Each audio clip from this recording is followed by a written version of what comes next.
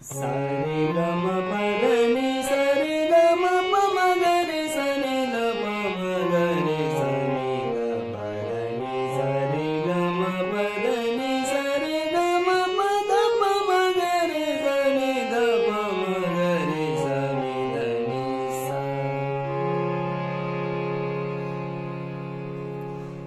Hello, नमस्कार। Action Bollywood music में आप सबका एक बार फिर से बहुत बहुत स्वागत है।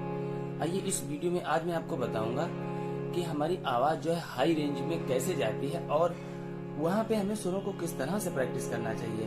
कई बार क्या होता है कि बहुत सारे स्टूडेंट ऐसे होते हैं जो ताल सप्तक में जाते हैं और गले पे इतना ज्यादा जोर देते हैं कि गला फट जाता है। ठीक है, तो वहां पे आपको जोर नहीं देना है, बहुत ही सावधानी से वहां पे प्रैक्टिस करनी है। और जब हम हाई नोट्स में जाते हैं तो वहां पे हमें गले को संभालना बहुत ज्यादा होता है। अगर जरा से भी आप जो है डिसबैलेंस हुए तो गला जो है क्रैक होने का डर रहता है, क्योंकि हम ऊंचे लेवल पे बहुत ज्यादा आवाज दे रहे होते हैं, जहां पे हमें सांस की भी बहुत ज्यादा जरूरत होती है और गले को संभालना भी होता है। ठीक है, तो उसके लिए हम आपको कुछ स्वरों का प्रैक्टिस भी बताएंगे, तो वो प्रैक्टिस भी आपको करना है। और हम ताल सप्तक में कैसे जाएंगे आइए देखते हैं। ठीक है, 3 स्वर हमारे जो है फीमेल होते हैं और 4 स्वर हमारे मेल होते हैं। फीमेल स्वर जो हमारे होते हैं वो होता है, सबसे पहला तो स्वर होता है नी, दूसरा होता है रे और तीसरा होता है मा। ये 3 फीमेल स्वर होते हैं और सा गा पा धा ये मेल होते हैं। ठीक है, 4 और 3 मिला के 7 स्वर हमारे बनते हैं।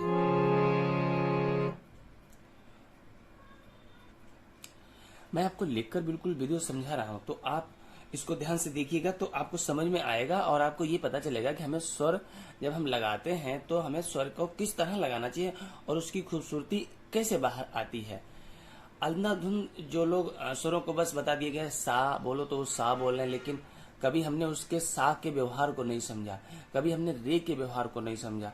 जब तक हम स्वरों के व्यवहार को नहीं समझेंगे कि स्वर भी एक हमारा पर्सन है, उसे हमें समझना है। अब जैसे मेल स्वर हो गए सा गा पा और धा। ठीक है, फीमेल नी रे और मा। अब जब हम स्वर पे आवाज लगाते हैं, सब लोग आपको ये बोलेंगे कि आपका गला तैयार नहीं है, आपका जो है गले को अभी और तैयार कीजिए। लेकिन गला के साथ साथ में हमें नाक को भी तैयार करना होता है। ये आपको ज्यादातर लोग नहीं बताएंगे, सब लोग गले पे ही फोकस करते रहते हैं और गले को ही फोकस करते करते गले को फाड़ डालते हैं। लेकिन आपको मालूम होना चाहिए कि गला के साथ में नाक का बहुत बड़ा रिलेशन है।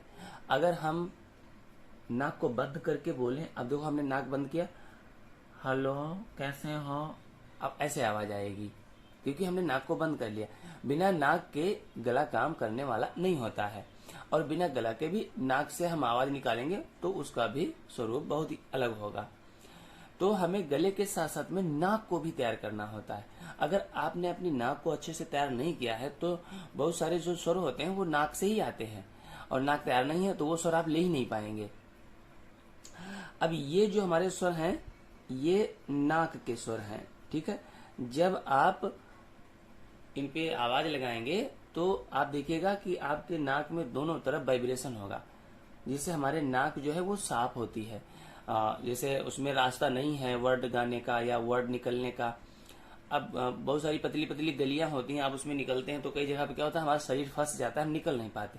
वैसे ही जब हम गाना गाते हैं तो गाने में जो बोल होते हैं वो बोल भी एक रास्ते से गुजरते हैं, और वो रास्ता साफ होना चाहिए। अगर वो रास्ता साफ नहीं है तो वो वहां पे फंसेंगे, और फंसेंगे तो हमारा सुर जो है वो अटक जाएगा। इसलिए हमारी नाक की जो रास्ता होती है उसको भी हमें साफ करना होता है। तो नाक के रियाज के लिए ये नी रे मा, ये 3 स्वरों को आपको प्रैक्टिस करना है। जो हमारे फीमेल स्वर होते हैं, जिनको हम फीमेल बोलते हैं क्योंकि इनकी आवाज पतली होती है इसीलिए फीमेल होते हैं। सा गा पा ये हमारे गले से आते हैं। सा, इसमें नाक का कोई रोल नहीं, गा कोई रोल नहीं, पा धा नहीं। अब हम इनको फीमेल को बोलेंगे नी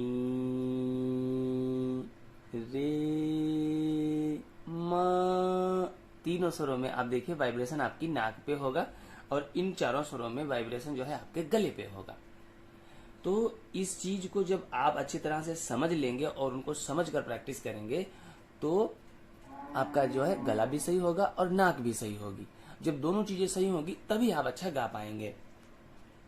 जब हम मुर्कियां लेते हैं तो मुर्कियां जो होती हैं वो गले से आती हैं, लेकिन गले के बावजूद जैसे हम हाई लेवल में जाएंगे वैसे वो नाक से आने लगती हैं।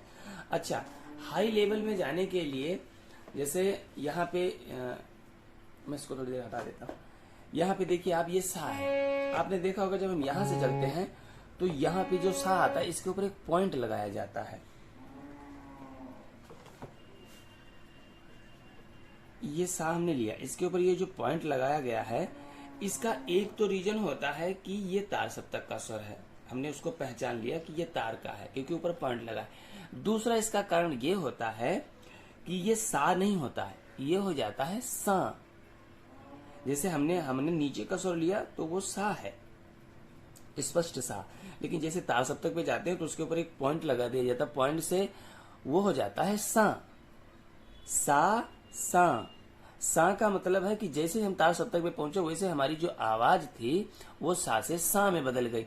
अगर वहां से आप सा से सा में आवाज को नहीं बदल देंगे तो आवाज तार सप्तक में जाने से घबराएगी और वो वापस लौटेगी, जा ही नहीं पाएगी।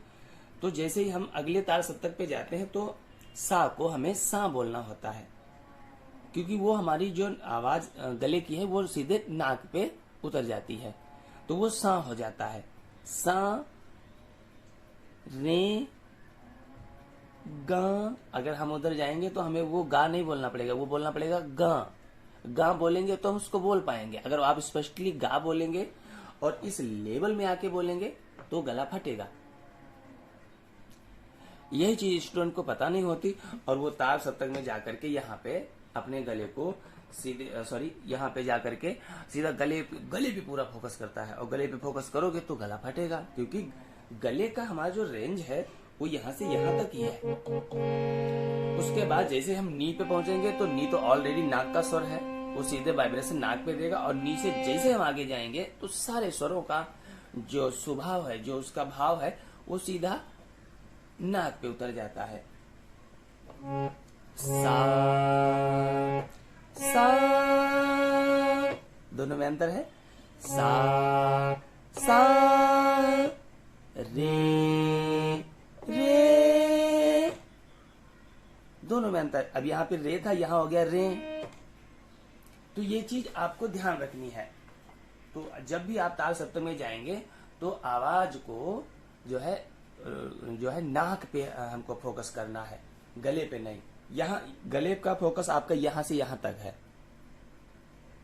और इतने में ही आप गले को अगर अच्छे से तैयार करेंगे तो गला इतने में ही चलता है। इसके बाद जब हम ऊपर जाएंगे तो वो सीधा हमारा नाक का फोकस होता है। इसलिए हाई लेवल में अगर आपको गाना है तो आपको अपनी नाक को तैयार करना पड़ेगा, और नाक तैयार नहीं है तो हाई लेवल में आप गा नहीं पाएंगे। जबरदस्ती करेंगे तो गला फटेगा, और जबरदस्ती करेंगे तो सांस नहीं रुकेगी, क्योंकि हमारे गले का जो रेंज है हमने उसके अकॉर्डिंग बहुत ज्यादा जो है जोर दिया है। तो उसमें क्या होता है, फेफड़े फूल जाते हैं, और फेफड़े फूलने से क्या होता है कि आप जो है फिर सांस नहीं ले पाते, और फिर आप जब ऊपर लेवल पे जाएंगे तो आपकी सांस ही नहीं रुकेगी, आप गाएंगे क्या। ठीक है, तो ये हमारे, और जब हमने आपको जो 3 स्वर फीमेल के बताए उनको आप यहां से प्रैक्टिस करें। ठीक है, ये हमारा है नी, ये है रे, और ये है मा। इन तीनों स्वरों को आप जो है अच्छी तरह से प्रैक्टिस करें, और इनका एक एक स्वर का जो है आप 5 मिनट 10 मिनट एक टाइम बांध लें।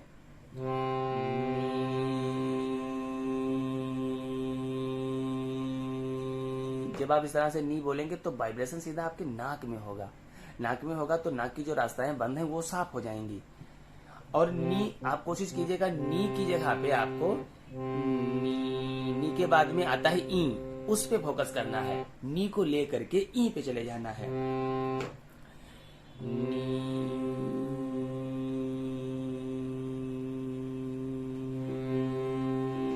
और बहुत ज्यादा जोर भी नहीं देना है आवाज पे, बिल्कुल सॉफ्टली आपको प्रयोग करना है। जितनी आवाज आप कंफर्टेबली लगा सकते हैं, जबरदस्ती कहीं नहीं करना। रियाज जो हमारा होता है उसमें जबरदस्ती कहीं नहीं होती। जबरदस्ती करने का मतलब है कि आप गलत कर रहे हैं।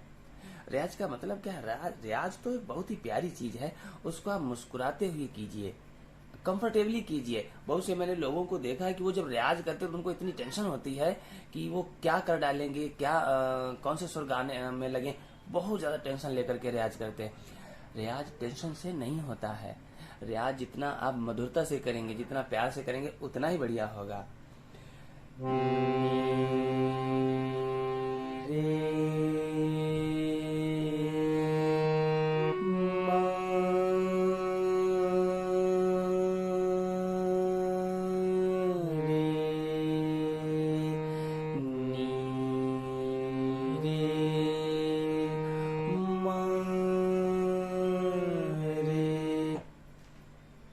तीनों सुरों का वाइब्रेशन जो है वो आपकी नाक पे होगा।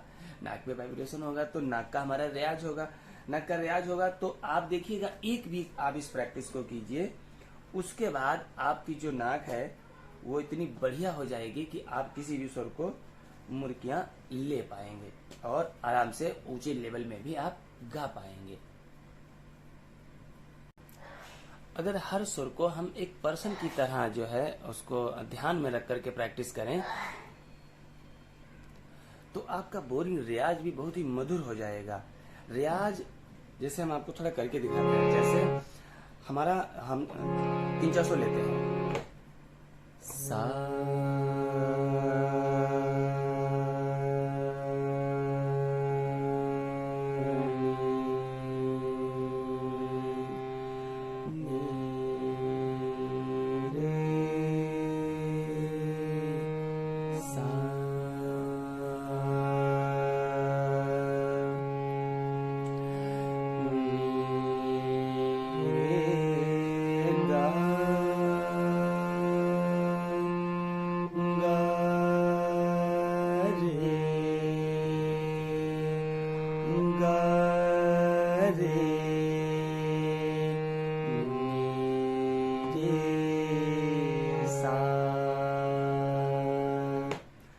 हमने जब इस तरह प्रैक्टिस किया तो ये रियाज है आपका।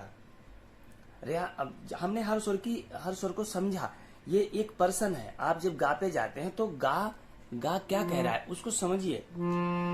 गा गा वो गा ही है, वो कुछ और नहीं बन सकता। गा रे, गा रे से कुछ कह रहा है। गा रे से क्या कह रहा है? गा रे नी रे सा। अब ये 3-4 जो स्वर हैं वो आपस में बात कर रहे हैं एक दूसरे से, तो वो ये इनका स्वभाव है। हम जब उनको समझेंगे तो उनके स्वभाव को जो हम समझ जाएंगे तो आपको सुरों का यही सुरों का नॉलेज होता है। फिर जब आप कोई गाना गाएंगे तो गाने में भी उस तरह का जब स्वभाव होता है तो हमें वही नोट्स मिलते हैं जिनको हमने समझा है कि एक गा का जो स्वभाव है, अब गाने में वो स्वभाव कहीं प्रयोग हो रहा है तो हम वहीं जाएंगे जहां पे वो हमें मिला था। तो इस तरह से आप सुरों के स्वभाव को समझिए। नकल करना अलग बात है। जैसे अलंकार हमने किया, सा रे गा मा पा धा नि सा नि धा पा मा गा रे सा, ये तो एक नकल हो गई। तो इस तरह से प्रैक्टिस करने से स्वरों का नॉलेज थोड़ी होगा, वो तो आपने एक नकल की है। सा रे गा मा पा धा नि सा नि धा पा मा गा रे सा, एक फॉर्मेट की तरह हमने उसको निभाया और अपने टीचर को दे दिया कि गुरुजी हमने ये अलंकार कर लिया। अलंकार में आपने क्या कर लिया? अलंकार को जैसे आपके टीचर ने बताया था वैसे आपने गा करके टीचर को दे दिया। अब टीचर क्या उसका करेगा? उस चीज को आपको समझना है, क्योंकि आप उस पर काम कर रहे हैं। आप उसके साथ आप आगे चलना चाहते हैं, उस पर आप गाने निकालना चाहते हैं और उसी के स्वभाव को आप समझना नहीं चाहते। बस जो आपको मिलता है नकल की तरह आप करते हैं। वो नकल से काम नहीं चलता, उसको समझना होता है, उसके व्यवहार को समझना होता है। जब आप इसको समझते हैं अच्छी तरह से तो आप कभी भी गलत नहीं होता है और आप अच्छा करने लगते हैं और अच्छा बजाने लगते हैं। समझ कर हर चीज को प्रैक्टिस करना चाहिए। ठीक है, तो ये कुछ बातें हमने आपको बताई, इनको आप ध्यान रखिए तो आपकी आवाज भी ऊंचे रेंज पे जाएगी और आप अच्छा भी गाएंगे। ये आप जो है आपको समझना है, क्योंकि मैं इससे ज़्यादा कुछ आपको क्या कहूँगा, जब आप इसको करेंगे तो उसका फ़ायदा आपको खुद ही मिलेगा। लेकिन एक चीज़ मैं और कहूँगा कि जैसे जो सुरों का ज्ञान होता है, जो सुरों का नॉलेज होता है, वो हमें अपनी मर्जी से नहीं आता है। जैसे हमने सुरों पे कोई सुर लगाया, उस पर कितना जोर देना है, क्या करना, ये जब आपके साथ आपका एक कोई टीचर होता है, कोई गुरु होता है, वो आपको गाइड करता है, तो आप उसको ज़्यादा बेहतर तरीके से कर पाते हैं अपनी मर्जी से। जब हम गुरु की समझ सीखते हैं तो तभी हमारी सही तरह की आवाज़ की प्रैक्टिस तभी हो पाती है। ठीक है, तो इसको आप लेकिन आप कीजिए, और अगर आपको समझ है इतनी कि आप अपने आप को संभाल सकते हैं तो आप कीजिए, नहीं तो किसी टीचर के पास आप कीजिए, तो आपके लिए ज़्यादा अच्छा रहेगा। अगर आप अच्छे सिंगर बनना चाहते हैं, अच्छा प्रॉपर करना चाहते हैं तो ठीक है। और अगर आप मेरे पास सीखना चाहते हैं तो मैं तो एक्चुअली मैं ऑनलाइन ही सिखाता हूँ, और मेरी क्लासेस जो होती हैं वो व्हाट्सएप से होती हैं।